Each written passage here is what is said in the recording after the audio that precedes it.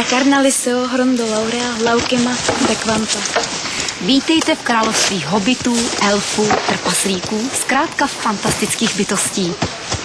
Nény Lindala Miri Mekelar, Horar Eren Alasie. Dnes se s Prima televizí vydáme na cestu světem pana Tolkiena. Manan? A proč? Uvě Liny Linde Sehondo, man ira aquasolavio. Protože přichází pán prstenů. Než se do toho všeho pustíte, podívejte se na film, který je prošpikován 1488 efekty.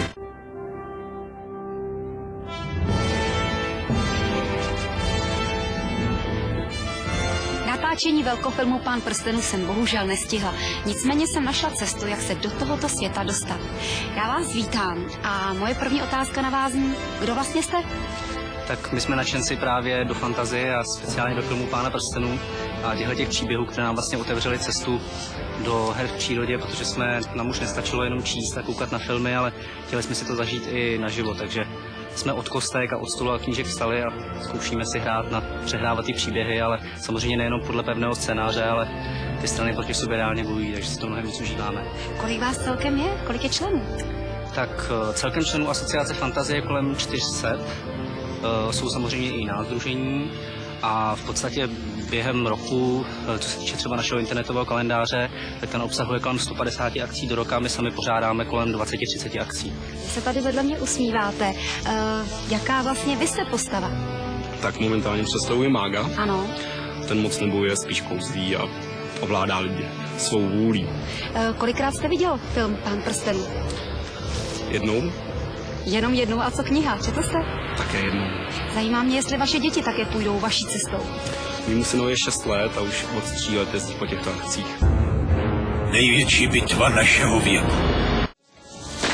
Kámové, na ně!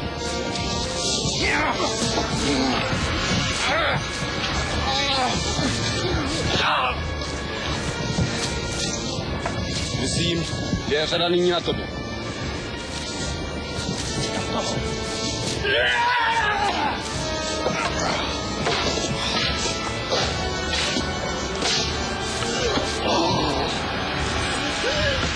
Já teď půjdu tady ke krásné slečně.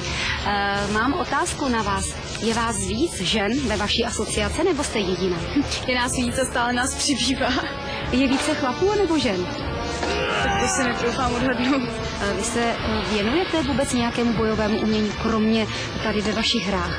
Tak Lašku jako takovým se železným šermem, co se týče německou školu historickou a pak s japonským stylem boje meče. Takže to určitě zužitkujete. Určitě. Nebojíte se sám sebe někdy?